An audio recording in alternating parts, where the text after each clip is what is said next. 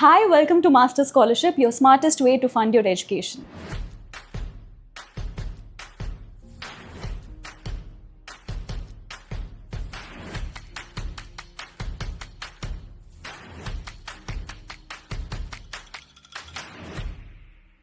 Okay, so here's something that most people don't know. There's a scholarship that pays your entire UK master's degree. Tuition, flights, rent, and even a monthly allowance to live on. And India gets most of it than any other country on earth. Over 3,000 students have used this ever since 1983. It's called the Chevening Scholarship. It's run by the UK government and the applications for 2027 is now open. And I'm not going to spend the next 15 minutes hyping it up and leaving you with nothing. By the end of this video, you're going to know exactly who qualifies, what they are testing you on, because it's not your grade, it's something else, and exactly what gets 90% of the students rejected before they even reach the interview stage. So stick around because this is genuinely one of those videos where 5 extra minutes of your time could be worth £22,000. So let's start with the basics. Chevening is the UK government's flagship international scholarship. It's funded by the Foreign, Commonwealth and Development Office, basically the UK's foreign ministry, and it exists for one specific reason. They're not just giving free education out of kindness. They're trying to build a global network of future leaders who've spent a year in Britain, found relationships there, and go back home to run companies, ministries, NGOs, and newsrooms, and hopefully remember the UK fondly when they are making decisions 20 years from now. That's the whole strategic logic behind it, and understanding that it is actually going to matter later when we talk about what they're looking for in an applicant. Okay, now here's the part that should get your attention if you're an Indian. India has the largest Chevening program in the entire world,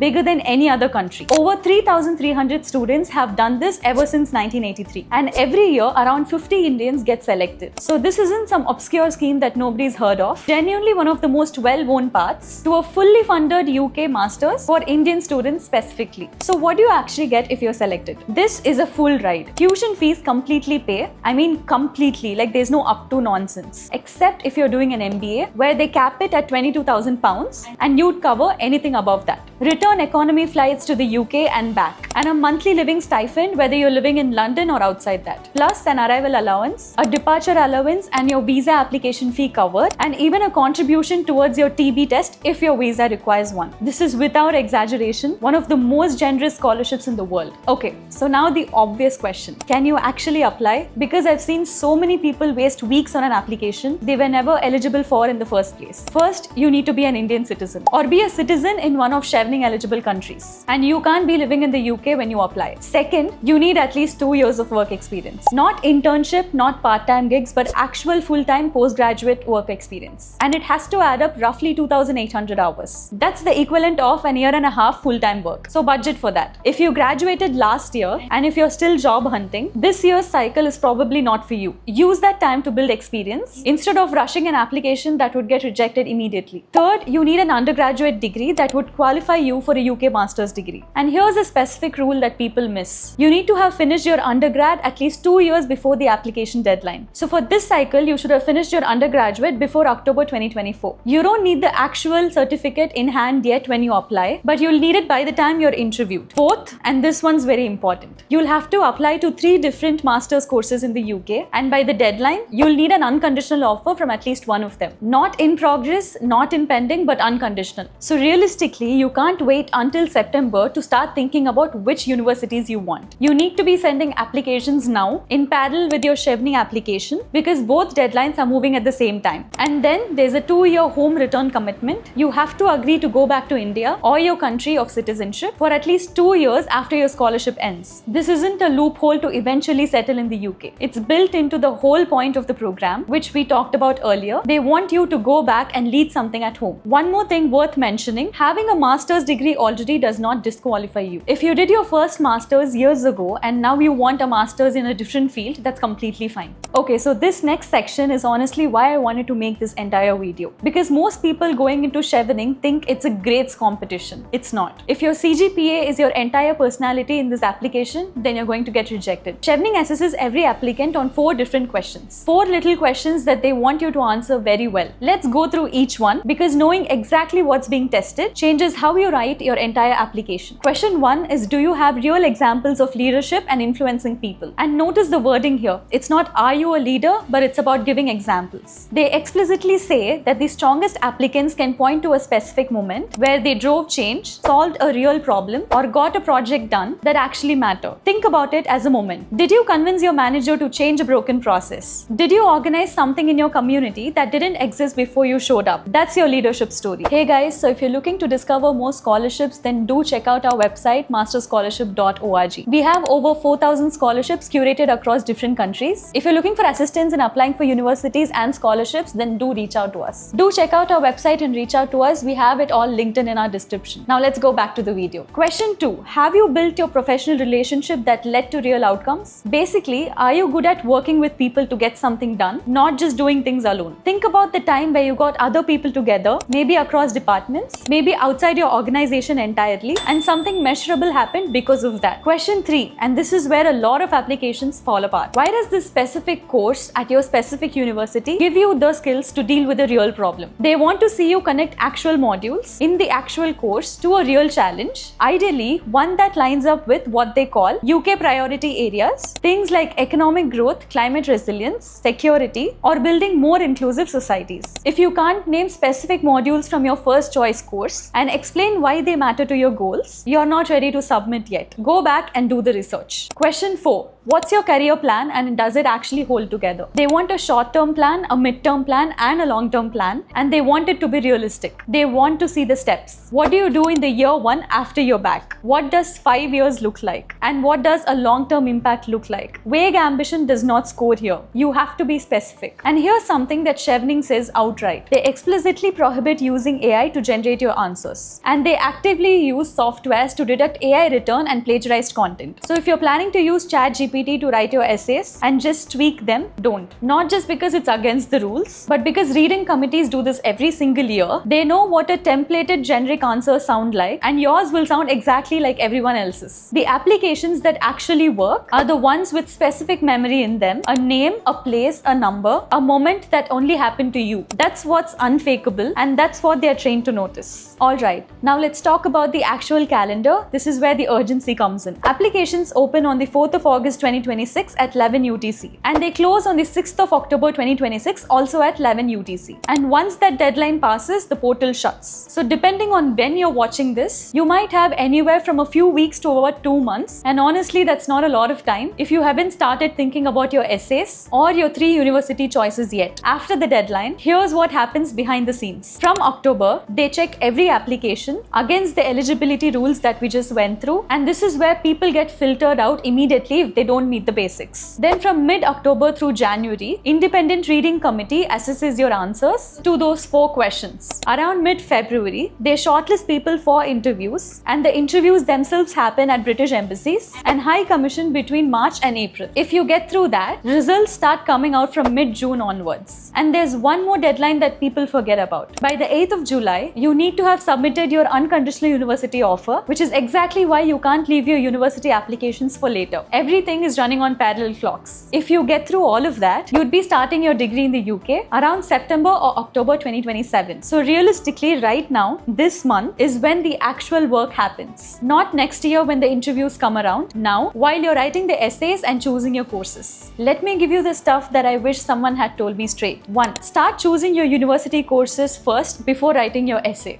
Question 3 on the application is entirely about your first choice course, and you cannot write a convincing answer about modules and skills if you haven't gone and read the course page properly. 2. Write your leadership and teamwork stories before you touch the actual application form. Sit with a blank page and just list 5 to 10 moments from your work or your community where you did something and it led to a result. You'll be surprised how many you actually have once you stop waiting for a big story and start looking for a real one. 3. Your career plan needs numbers and time frames in it and not adjectives. I want to make a big impact tells them nothing. In the first 2 years, I want to do X, and in the next 5 years, I want to build Y. That's what reads as credible. 4. Don't wait until the last week of September to start. The reading committee sees thousands of applications, and the rushed ones are obvious. Give yourself a real time to draft, sit on it for a few days, and rewrite. And 5. If you take away one thing from this whole video, this scholarship is not looking for the smartest person in the room. It's looking for someone who can point at a specific moment where they've you've made something happen. And for one who has a genuine plan for what they'll do with the UK's degree once they're back home. So that's Chevening. Fully funded tuition, flights and a monthly stipend. Open to Indians with at least 2 years of work experience. Assist on leadership, relationships and your course choice. Go check your eligibility properly. Start shortlisting your 3 courses this week and start writing. You've got a real shot at this, and if you're not the one applying, you probably still know someone who is. Send them this video. That's genuinely more useful to them than a like. Subscribe for more of this and comment your course choices below. Let's see how many of you actually go for it this year. If you want to discover more scholarships, then visit our website masterscholarship.org. See you in the next one. Bye.